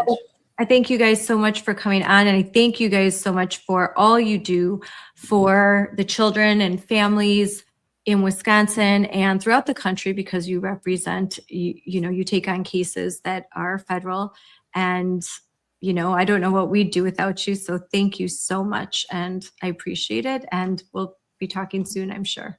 Thank you. Thanks. Thank you. And I am so glad to have Ella on again. And I just finished talking to the lawyers at Will, Dan Lennington and Corey Brewer. And Ella could not be on that first interview because she has school and she has track. And what events do you do in track?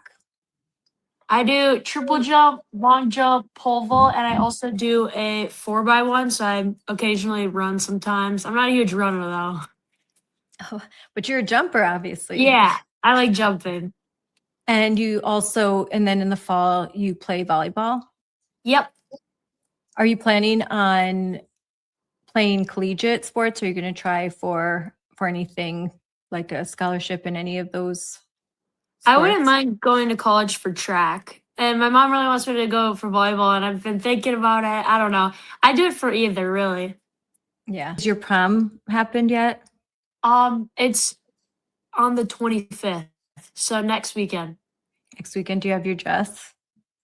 Yeah, I do. I'm getting it hemmed a little bit from my grandma's friend right now, but Yeah, my daughter's prom is this weekend, so and her dress is ready. We've got hair appointments, that all of that good stuff, all of the fun stuff of high school.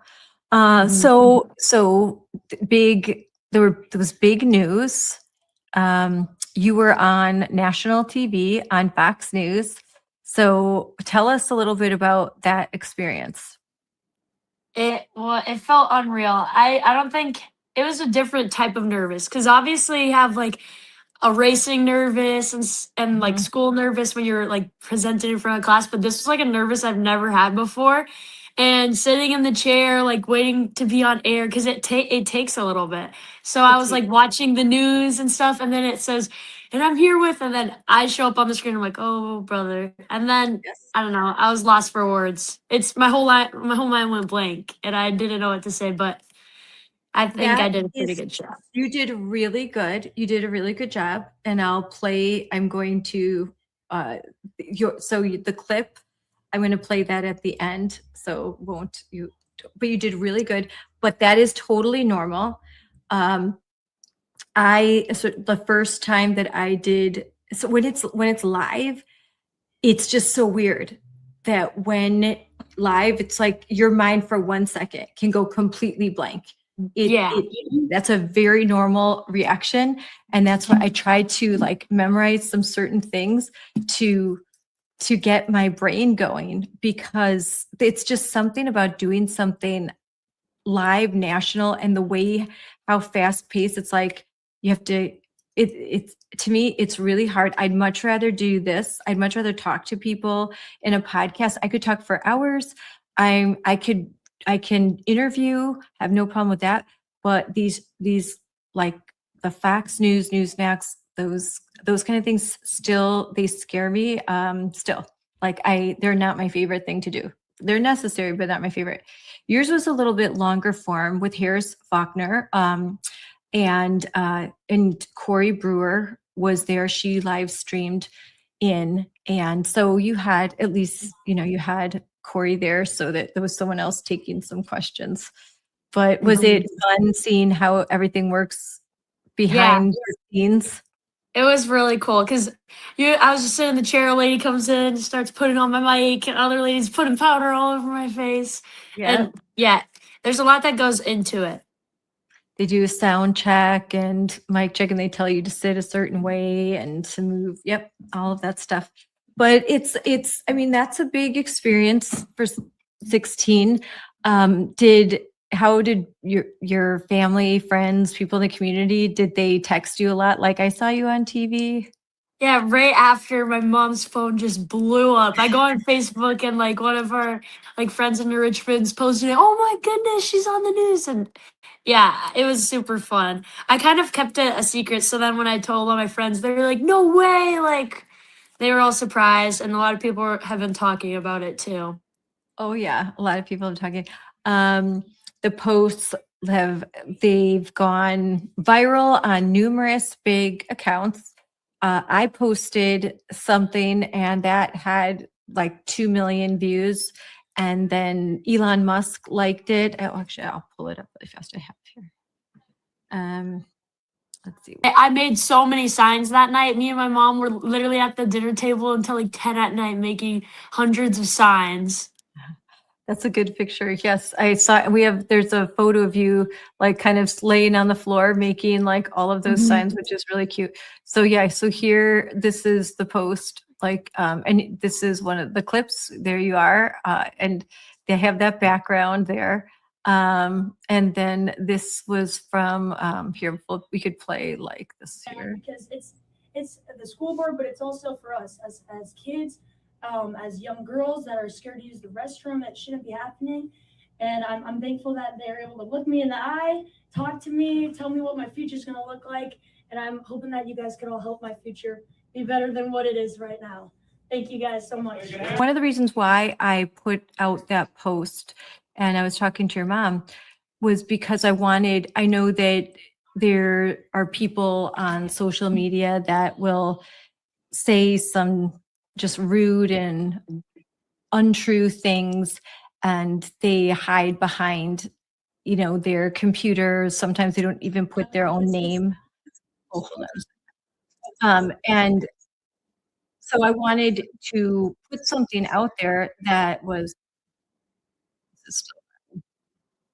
I wanted to put that out there because I wanted you to see how much support you have. And there was so much support, right? Peyton McNabb reposted, Riley Gaines reposted with messages, lots of famous people reposted and sent messages. We're with you, we'll follow you. And your X account, I have to look at how many people are following you now, but your X account went from like 3 to a pretty big account now. Like last I checked.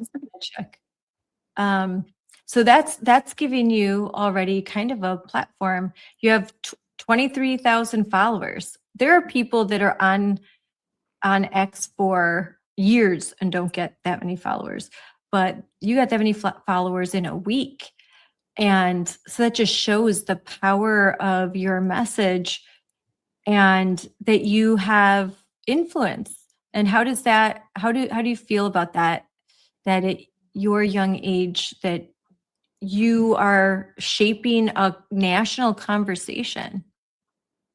I feel proud to be able to be the one that gets to do it. I mean, anyone from those speeches could have been able to do it, but I'm just grateful that like I was the one that got to do all this fun stuff. It's been a crazy ride and there's been a lot of hate, but I think the love comments definitely outweigh it. I've gotten way more kind comments than I have been like when I went on the news. After that, I had so many people flooding, finding my Instagram, like positive comments they're commenting. And I was like, wow, I just feel really loved and supported. I don't know how to explain it. That's really good. I'm glad you feel that way, because I think people can focus on the negative and not the positive, and all of the love, the affirmation that you had people reposting saying that my teenage son is not as brave as you, or I don't know if I could ever have been as brave as you at that age. And just people saying, please keep fighting, please keep standing up.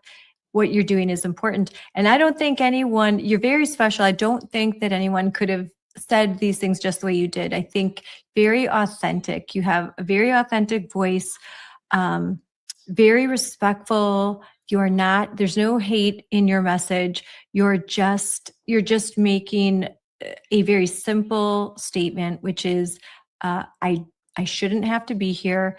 I am just a teenager, but this is my life. this is my reality, this is my bathroom, and I have the right to have privacy. And no one can tell me otherwise. And that's really important.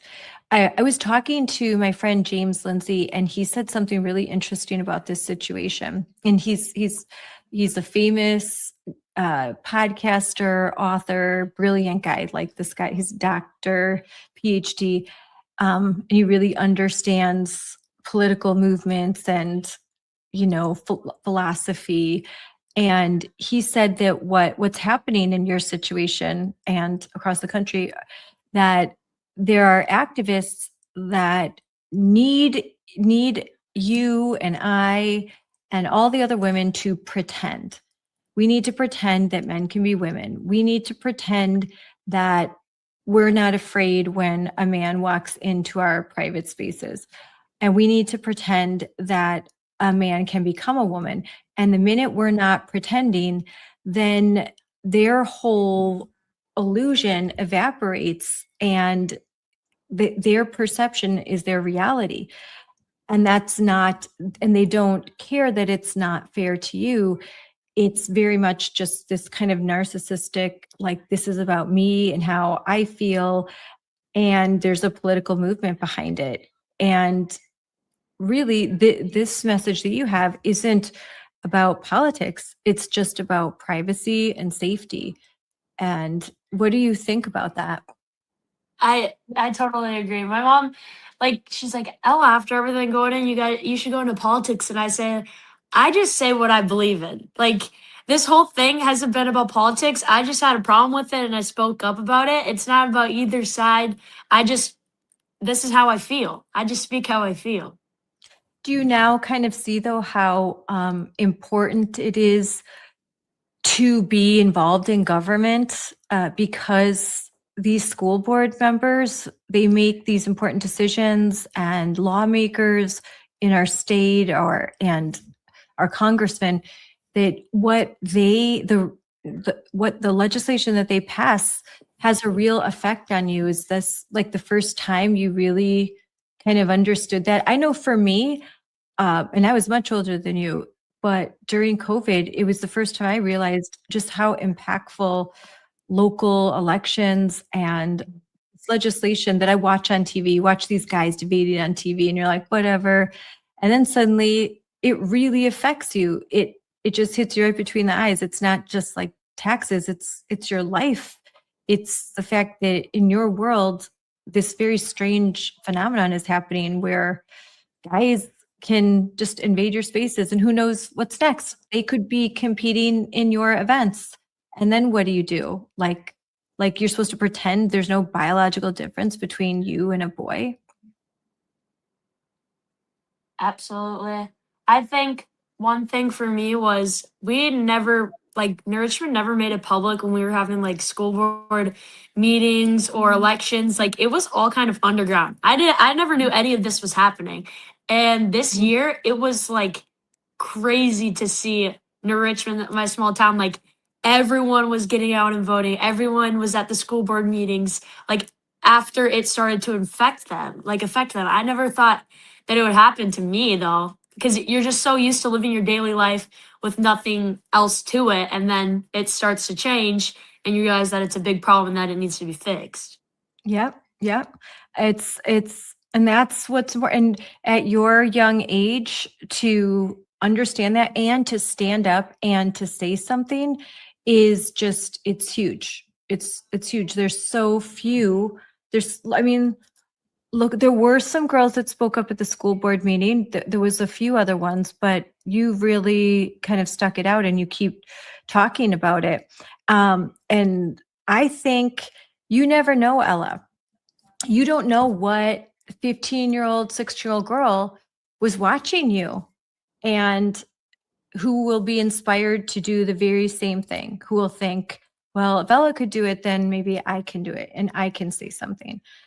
And I think it's really important that parents stand behind their daughters when they speak out. On the left, you see that all the time. You see, like, in the left, they're very activist about everything. Like, you see these like the trans rights groups and how they parade their kids around and they make their kids get involved in all this political stuff.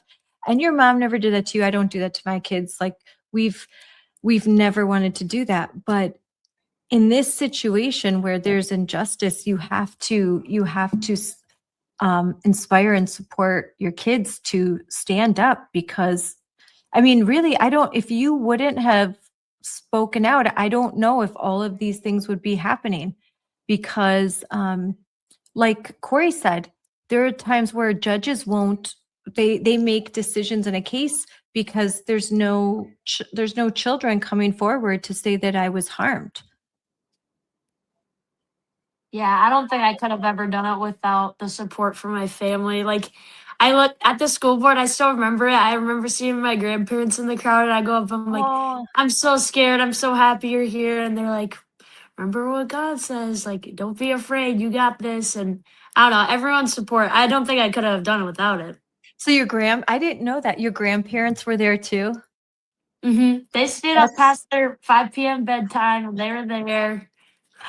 Oh, that's so sweet. That is so great that you had your parents there, your brother there, your grandparents there, all there to support you. And that's amazing. That's really important.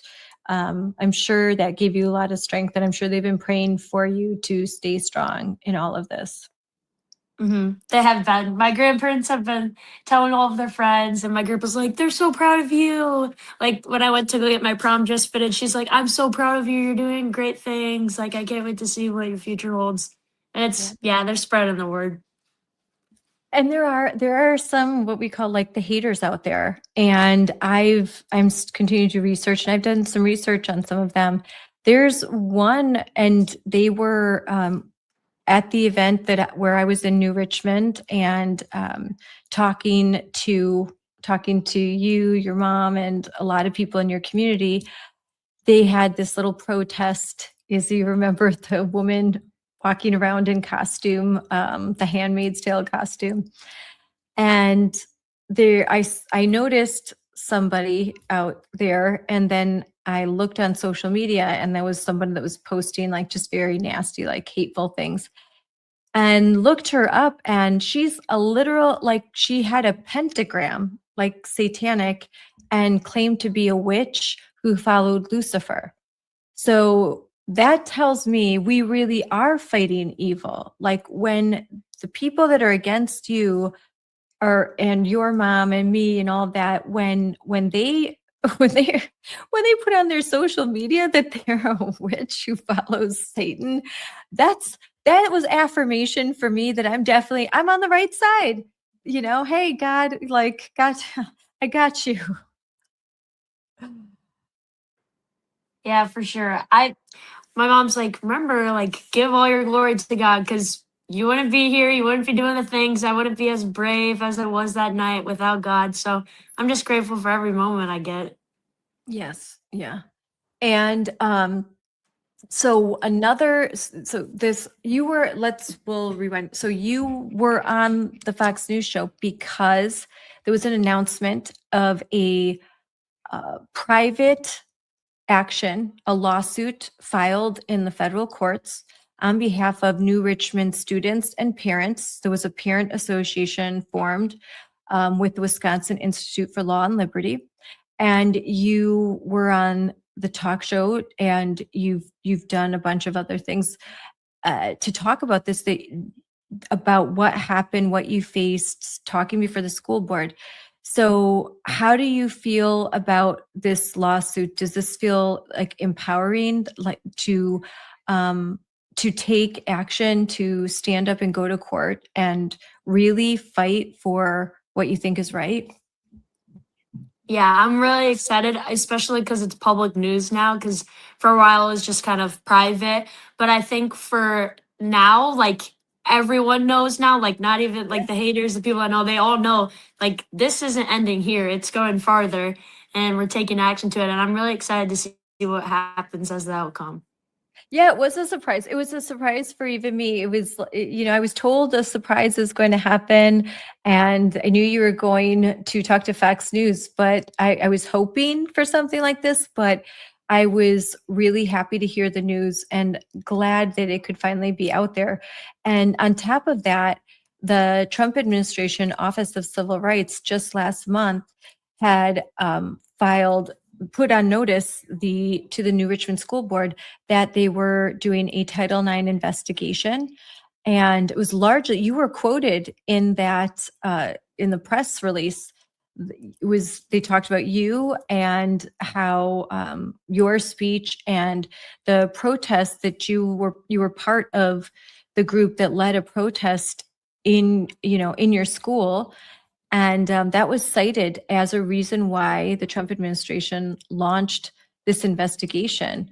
So that you must feel that all of this must feel very, very good. Like you are one of the few people that you're seeing the wheels of justice turn and do good things. Absolutely. And like I said, it feels crazy to be the face of everything. Like there is a lot of people that were agreeing with me, but it feels great to be speaking on behalf of them because a lot of people are scared. A lot of people can't do it. And there's some kids that are scared and their parents aren't supporting them and they're leading them in the wrong direction. And to that, I'm just grateful that I'm able to speak to them and maybe motivate them to do their own movement in their school. Are you happy that a school board member that you can't vote, but that you supported Christy Wayland? Were you very excited to hear when you heard the news that she won and she'd gotten the most votes? Me and my mom were going to our neighbors. I was writing little notes. I'm like, please help me out. Like, put Christy's little card for when it was voting day. My boyfriend woke up and went and voted in his PJs, saw some teachers. Everyone was voting that day. I was really happy to see that she won. Yeah, and that she got the most votes. It was well deserved. It was well deserved. She beat out the school board president. And his loss was well deserved too. He did deserve that. There's more issues going on in your school than this bathroom issue. Like your mom has expressed that she wants your education to be better. She wants it to be better for your brother. There's a lot of other concerns, and she'd like to see those addressed. Is that what you're hoping, that they could just stop with this dumb policy of letting boys and girls bathrooms and things could just get back to normal, but also get better? Yeah, that's what I hope will happen from everything that's going on. Yeah. And before all of this, Ella, did you ever think about, did you notice things in your school that you thought, well, that's kind of political, or that, did you see anything in curriculum where you maybe even weren't uncomfortable, but just kind of noticed that things always seem to be slanted a certain way? I think for sure. And with everything going on, now it's like, it's not just the topics and stuff, it's like teachers too. Like with everything going on, there's teachers now expressing their side. And my mom's like, well, I always quote my mom because she's really good mom, whatever. But she always says it's always a good teacher when you don't know what their beliefs are. Yeah. And now I'm starting to see all these teachers. Some are the ones that are leaving hate comments about me. And it just feels like hurtful because our school always cares about like loving your students, caring about your students and whatever, all of that. And lately from my teachers, I've been feeling like hated and dismissed. So I think with everything going on, I'm excited to see what Christy does because I think everything will be swapped around. Every issue will be solved, transparency, because not even just the bathroom stuff. There was so much more going on at like the middle school and high school recently that the school is still like not being transparent about. They just say we have a problem and we're fixing it. Meanwhile, it's something crazy going on at the middle school. What was going on at the middle school? There was a shooting threat and the school board sent out emails saying that there's a problem and that they're working on it. And they didn't tell parents that was what the problem was? No, Wow. So there is a transparency issue. Yeah. we had to hear it from Eli. My mom never knew anything about it. Eli was like telling me everything about it, and yeah. So there's a shooting threat at the middle school, and an email goes out that doesn't even describe what happened. It just said there was a problem and we dealt with it. That's not okay. That's not okay. I know. What else happened? Well, we just have like a bunch of, well, recently at the high school, we've had a bunch of like ambulances coming through. I'm not sure, like at track practice today, we just had a ambulance pull up to the school. And then during school, we had a couple ambulances pull up to the school for something, but we don't know what's going on. We're all just learning in class. And yeah, I still don't even know, but. And parents feel like they don't know what's happening, that there's too many secrets. There's too many secrets. And so you said that there are teachers posting comments about you on social media. Yeah, on the NR Students Against Moms for Liberty, they'll go and they'll comment hateful things on those. And then I go and I'm like, wait, isn't this who? Like, isn't this person? And I'm like, okay, I guess. And then I see him at school and I'm like, I don't know. I don't know how they don't feel bad about it.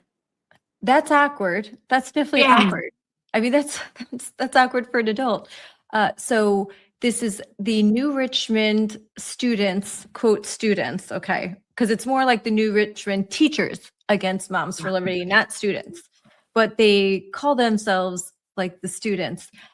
This is a group that is comprised of mostly of another group, this Indivisible New Richmond group or Indivisible St. Croix, which is a radical left-wing group. You probably don't know too much about that, but other moms listening know what I'm talking about when I say Indivisible, because we've got one here in my area. They're all over Wisconsin, all over the country. And so that's a private chat though, but there's this private group and then there's a public group, and this group attempted to engage in illegal campaign activity until I pointed it out. They were purchasing signs for school board members. They were running against Christie and the two write-ins that we supported, both of whom were parents in your school district that spoke out. Mary, who went viral talking about what was happening at your school. And they came very, very close to winning. And these were write-in candidates, so that's really hard. And they came really close. And I hope that I know Mary has signaled that she might run again, and I hope that she does. But so they were putting out these school board signs, but they did not create a campaign finance committee. They didn't go through the proper legal channels, and they had to rectify that. But this group is posting negative comments about you, Ella, and it's comprised of some teachers that are on the payroll of New Richmond. That's very unethical. They may have the free speech right to say that, but that's very unethical. And considering that the New Richmond School District is being investigated by the Trump administration and is now being sued in federal court, I think that's a very unwise choice for school staff to be harassing and bullying young girls that are their students in the school. That's really wrong and inappropriate. And I'm sorry that you're going through that. It's okay. Like I said, the love is definitely outweighing the hate. So it kind of just rolls off my shoulder when I see all that, because then I'm still getting tons of DMs, comments like, we love you, keep going. You're in the right. We're proud of you. And that's what just keeps me going. Are there teachers that support you, that have been, kind to you? Good. But it's definitely not public in comment sections. It's like hey, good job. I saw you on the news. Or I had a teacher write me a letter saying, you're doing great, keep going, and put some inspirational quotes from like women out on the card. And I thought that was really sweet. That's really nice. That's really nice. That makes me feel a lot better. But I do wish I do wish that there was public support too, like, hey, leave her alone, or hey, we got you. But you know, that it's definitely disturbing to me that there are public employees that are part of a group like that New Richmond Against Moms for Liberty, because first of all, they tried to claim that we were behind everything, and that's not even true. The candidates, they did their own work. They worked really hard. We tried our best to support them, but they did all of the work. This was 100% the work of parents and community members and the candidates themselves. And you know, it bothers me. These kinds of mistruths and falsehoods do bother me, but you're right. The majority of the community was very, very supportive, and the online community is very supportive of you. So do you think, after all of this, that you would consider looking into journalism or getting involved in more public speaking? I know that it would be great to connect you more. You've met Jennifer Say, but to connect you with Jennifer Say and the girls with XXXY, because they know 100% how you feel. They've been the highs and the lows and the hate and the love.